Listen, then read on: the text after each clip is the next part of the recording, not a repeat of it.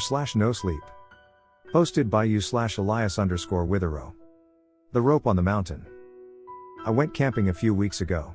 I wanted to be alone after my recent breakup and thought some quiet time with nature would help clear my head. I picked a mountain at random in New Hampshire. I'm not going to tell you which one. Honestly, I can't remember. It took that from me. I drove up on a Friday and started my hike around noon. I made it about halfway to the top and found a good place to pop my little tent.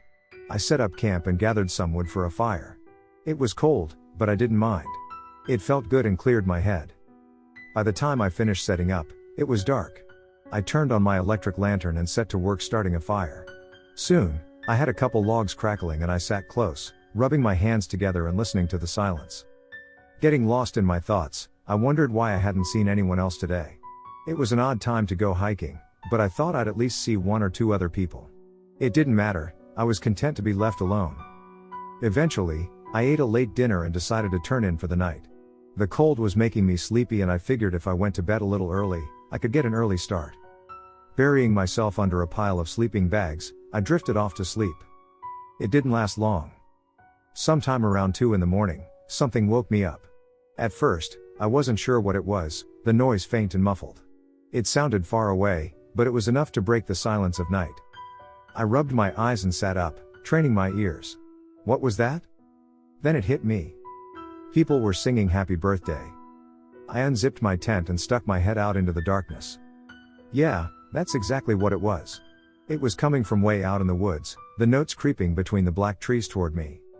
It was strange and a little creepy, hearing that out there in the middle of nowhere.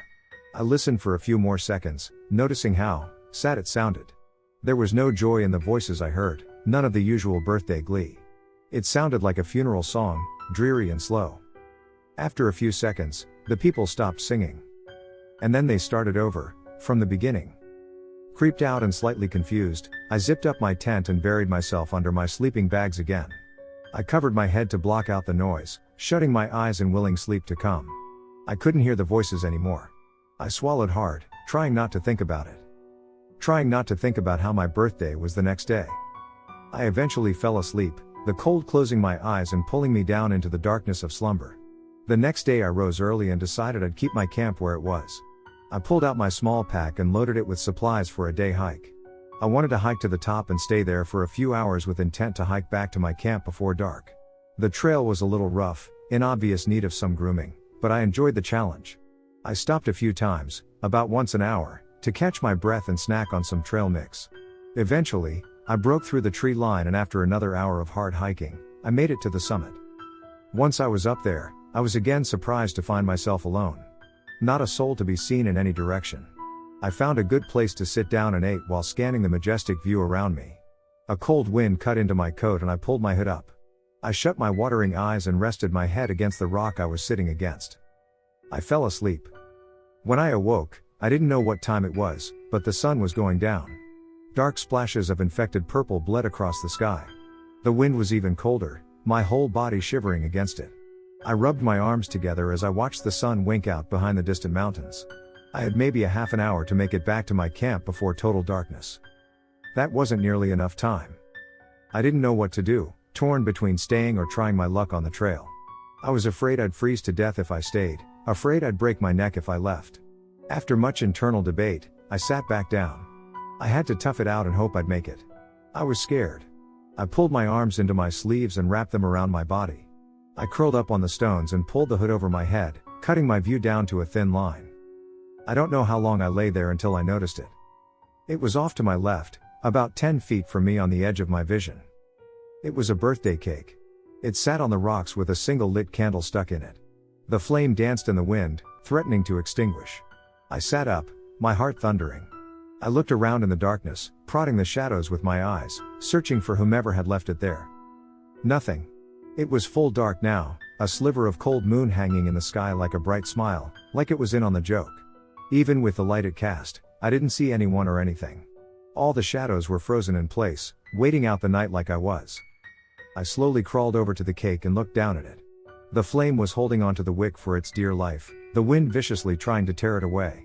The frosting was white, the cream hardening in the open air. There was something written on it, something in red. "You are dead."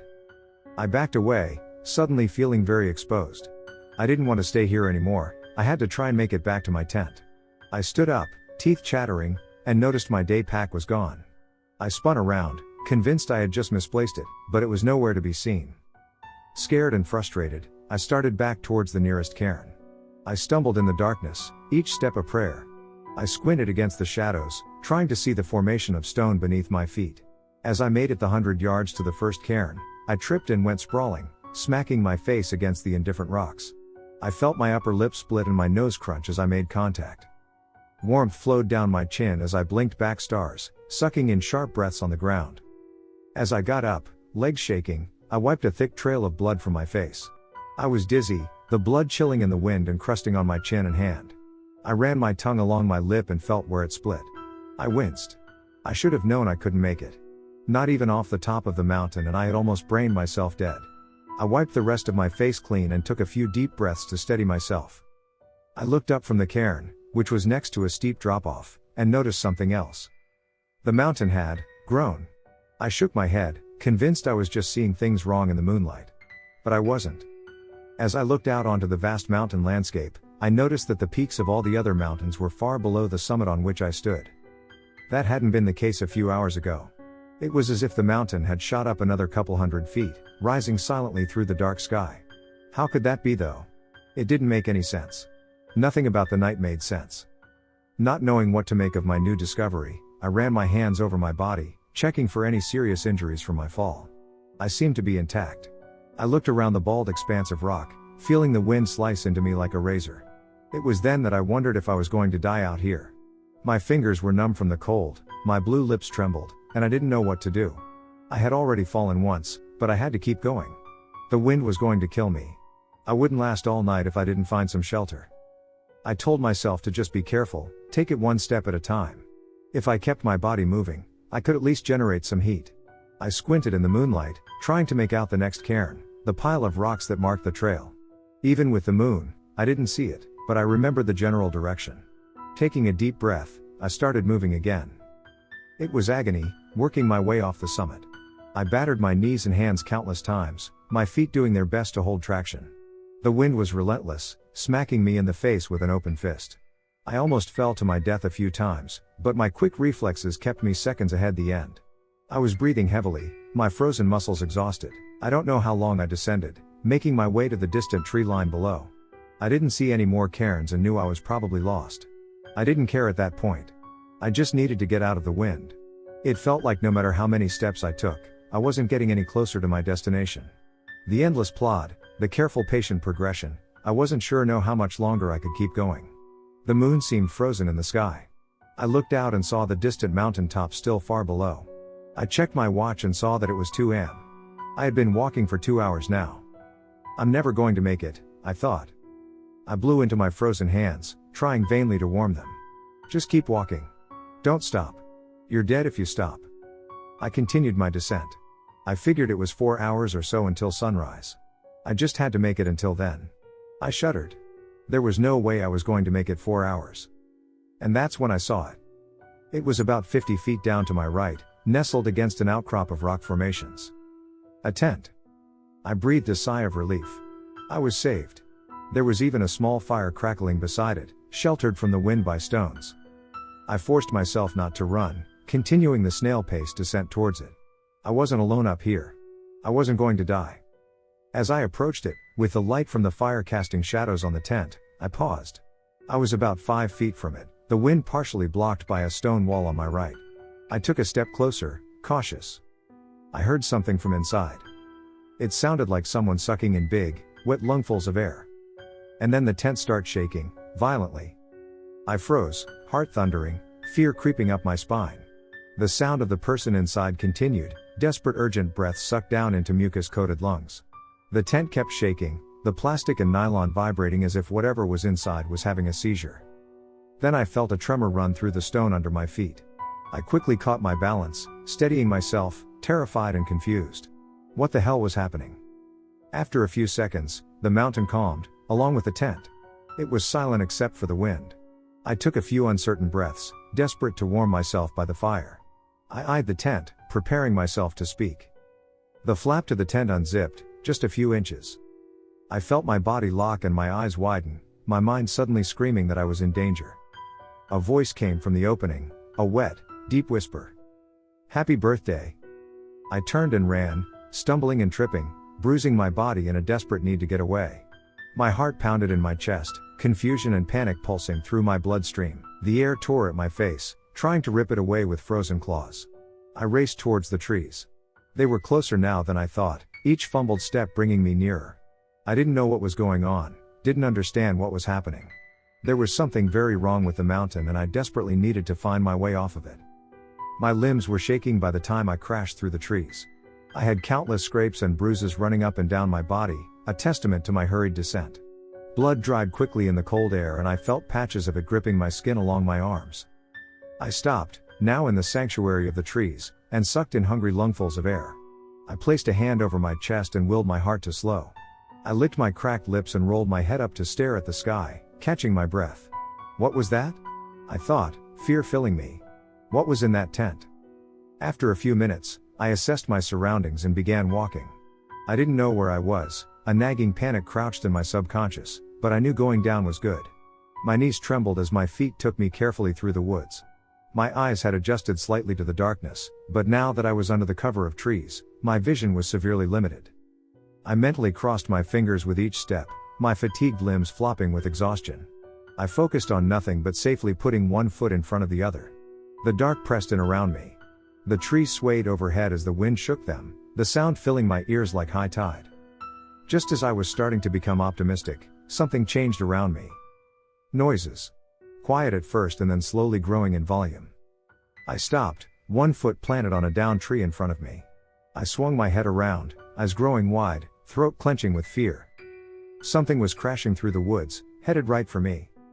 Judging by the cacophony of snapping branches and crushed foliage, it was only 20 or 30 yards away and closing quickly. Making a split-second decision, I hopped over the log and rolled against it, wedging my body in as far as I could. I grabbed an armful of dirt, twigs, and dead leaves, and pulled them towards me to cover my body. I waited, heart crunching against my ribs with violent terror. The crashing had almost reached me. It was deafening now. I swallowed hard and squeezed my eyes shut. Suddenly, something huge and white flowed over the log, passing over me at an alarming speed. It crashed into the underbrush in front of me and then disappeared, leaving trails of cold fog behind it. I didn't move, paralyzed with fear. I listened to the sound of the thing diminish, the night returning to its dark soundtrack. I exhaled. What the hell was that? It didn't hold any form, just passing me in a blur of faded mist. I was beginning to question my sanity. Things were happening outside the realm of possibility. The weird cake on the summit, the unexplainable growth of the mountain, the voice in the tent, it all came crashing down around me in that moment. I felt disjointed, my reality sinking in murky chaos. Am I dead? I rolled out from the log and stood, cautiously eyeing the black woods. I winced as the wind cascaded around me, slapping my battered skin with angry hands. I shivered and sunk into myself. I felt hopeless. I was impossibly lost, I didn't have a clue which direction to walk. And I was thirsty. I bent down and found a dirty pebble. I rubbed the dirt off it and popped it in my mouth. I remembered hearing that was supposed to help. As I rolled it around on my tongue, I decided that no matter what, I wasn't going to give in to despair. I couldn't. As soon as I let that in, it was over for me. I just had to keep working towards something. I had to keep myself as positive as possible. The temptation to panic was all too present. I could feel it under my skin, screaming and thrashing to be released. I needed to start walking again. Standing around, waiting for that thing to come back, wasn't going to solve any of my problems. As I was about to go, I noticed something lying on the ground to my left, at the end of the log. I crouched down and examined it. It was a rope, about as thick as my thigh. I ran my fingers over the cords and traced it in the darkness. It was pulled taut along the forest floor and ran off into the woods, lost over the horizon of my vision. I felt a pang of hope. This rope led somewhere. Someone put this here. If I followed it, maybe I could finally get off this god-forsaken mountain. My heart fluttered with newfound optimism and I leaned down and picked up the heavy cords of nylon. I just needed to follow this out of here. I began to walk, the thick rope straining through my fingers. I noticed that it was vibrating slightly, as if the end was tied to something mechanical. As I walked, I glanced at my watch and saw that it was almost 4 in the morning. The sun would be up in about 2 hours. It felt like it had been days since I had seen the light. I ached for the warmth daylight would bring. The bones in my fingers seemed to crack in the cold as they gripped the rope. I swore to myself that if I ever got out of here, I was going to wear gloves for the rest of my life. My feet crunched through the foliage, brush and branches catching me at the knees. I pushed on, the rope leading me deeper and deeper into the woods. The constant vibration running through it encouraged me to keep walking. After another 20 minutes of slow progression, the vibrations became more intense. I shifted the rope in my grip, trying to get a better hold of it. It almost seemed like electricity was flowing through it, but that was impossible. I'd be dead if that was the case.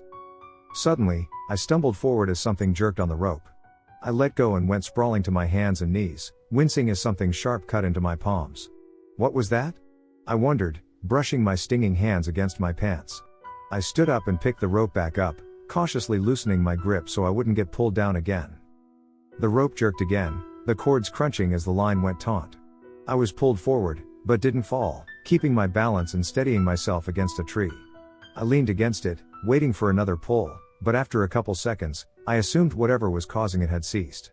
I hefted the rope up under my arm and was about to continue when I froze. They were all around me. Tiny black figures with eyes like hot coals. They were hovering in the air, small puffs of darkness pulled into human shape. Some looked at me from behind trees, their glowing eyes cutting into the black. None of them moved. I felt a scream rising in my throat, but I forced it down with a hard swallow. Despite the cold, I felt sweat along my spine. The closest one was about 6 or 7 feet away, above me to my left. It was just hovering. I scanned my surroundings and counted 8 of them total. I waited for them to do something, but they remained still, painted into the night. My mind was buzzing, trying to pile together some sort of explanation as to what I was seeing. The words on the birthday cake formed like a picture in my mind and I frantically pushed the image aside. Slowly, very slowly, I began to inch forward, continuing along the rope. My eyes were laser trained on the figures, snapping between each of them, waiting for them to react. They didn't move, only watched as I slid between the trees, away from them. I expected them to follow, maybe even charge me, but I remained the only being in motion. My head was locked over my shoulder as I passed by them. I was holding my breath, begging the leaves underfoot to be silent as I crunched down over them. 1 step, 2, 5. I exhaled and took another couple steps, leaving them behind me. As I followed the rope deeper into the woods, I kept a vigilant lookout for any more of the strange beings. My mind was reeling. What were those things?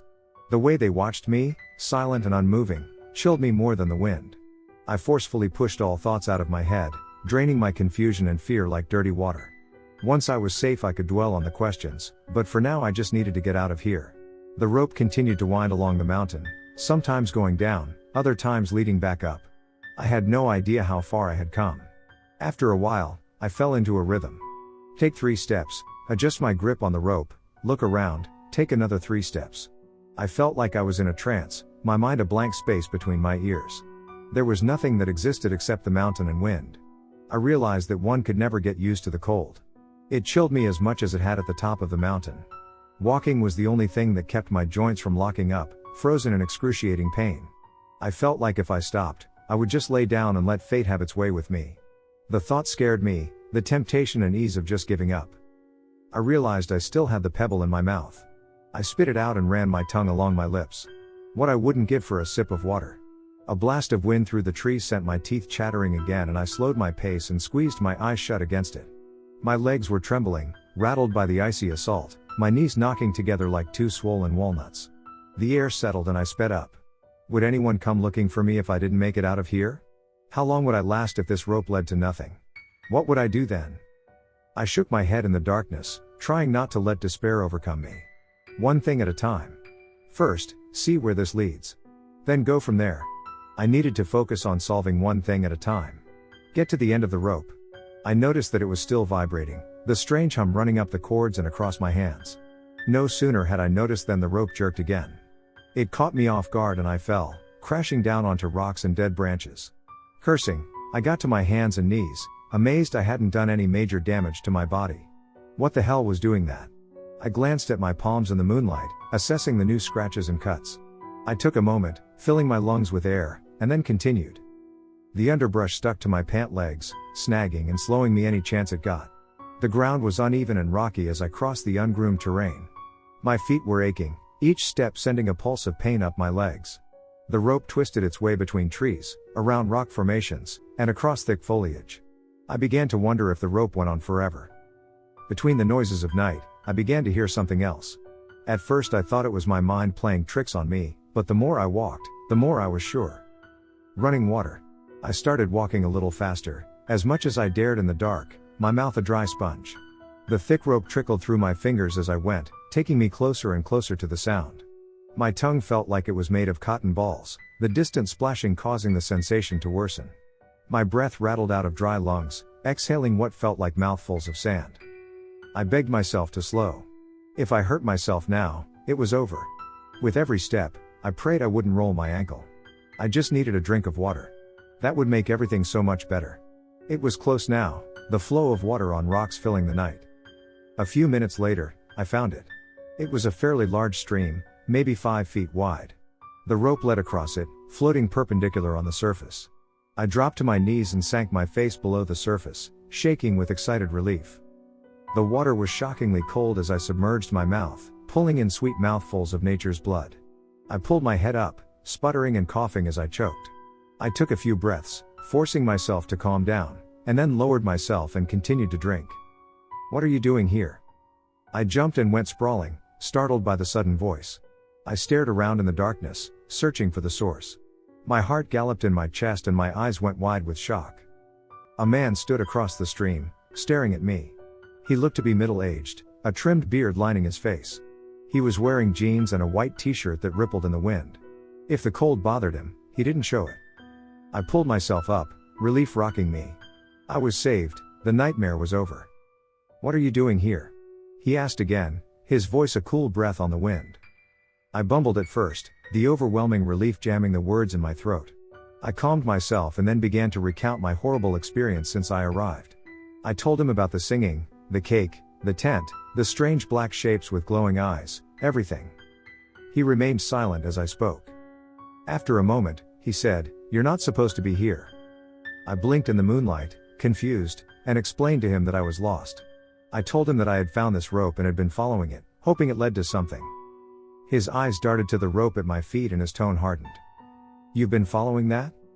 I nodded and began to feel uneasy. There was something off with this guy. I didn't know if it was the way he was dressed or the way his voice seemed to carry on the wind.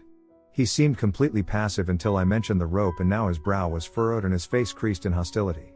He began to shake his head. "Turn around. Go the other way. You don't belong here." I threw my hands up, mouth agape. I told him that there was nothing back there, that I needed help, that I was lost. I pointed down the rope and told him that following this was my best chance to find a way out. His face grew shadows in the moonlight and his voice turned to frozen steel. "Listen to me. You do not want to know what's at the other end of that rope." I stood there, a response caught in my throat. I closed my mouth and looked down at my feet, eyeing the corded fibers. What was he talking about? I looked up at him and saw he was watching me closely. I wanted to ask him a million questions, get some answers to the nightmares I had seen tonight. I wanted to know who he was and where he came from. I wanted to know what was at the end of the rope. I wanted to know how to get out of here. But they dissolved on my tongue, leaving only the one question that had been hovering over my head since this began. I swallowed hard. "Am I dead?" He cocked his head, a small smile dancing at the corners of his mouth. "You're the only thing on this mountain that isn't." His words confirmed what I already feared. I shuffled my feet, watching the water run by. Silence grew between us. I didn't know what to say. I was afraid of the answers I would get. He broke the emptiness first. "It wants to keep you here." My eyes met his again. "What does? The mountain?" He nodded, stepping towards me and placing a foot on the rope. "You said the mountain appeared to grow? It doesn't want you to leave. For whatever reason, you were able to find this place and walk among us. Now it doesn't want to let you go." My voice shook. "See, can I escape this place?" He sighed and took another step closer, his feet splashing into the stream. "Yes. But you better hurry. I don't know how much longer you have before you join us. We have already learned so much about you. There are those who would rather you stayed." My heart was beating hard in my chest and my voice came out in a whisper. "What is this place?" He was standing in the middle of the stream now, getting closer. "It's where the dead go when they have no place above or below." He took another step towards me and I saw his eyes go red. "And we can never leave. This mountain is our eternity." I took a step back, almost tripping over the rope at my feet. Why not? If I can go, why can't you? He was standing mere feet from me now. He pointed down the length of the rope. If you saw what was at the other end, you would understand. We are kept here. There is no hope for us. We're dead. He smiled suddenly, but it held no humor. Maybe one day, you'll come back to us. Maybe there will be no room for you above or below. Maybe you'll get sent here. He was inches from me now, his voice grating up his throat. Maybe then you'll get to see what this is tied to. He bent down and picked up the rope, holding it out to me. Take it. I hesitated, rooted where I stood by uncertainty and fear. I didn't want to take it, didn't want to look at it. I saw it vibrating in his hands, the dirty cord shaking in the dying moonlight. He offered the rope to me again. Take it. Follow it back the way you came. Trust me. You'll be out of the woods before the sun comes up. I licked my lips and took the rope, trying to find honesty in the man's eyes. That doesn't make sense. It'll be light in less than an hour. I've been following this thing all night. His eyes shined in the darkness. Trust me. It's the only chance you have. I don't know why I believed him, but I did as he said. And he was right. Just as the sun peeked out over the mountain tops, I stumbled out of the woods, battered, beaten, and exhausted. I dropped the rope and fell to my knees, relief drowning me as I spotted my car. I couldn't believe it. I had made it out. I looked over my shoulder and saw the rope disappear into the foliage, slowly being pulled back by some unseen force. I shivered. What the fuck had I just lived through? Who was that man and why did he help me?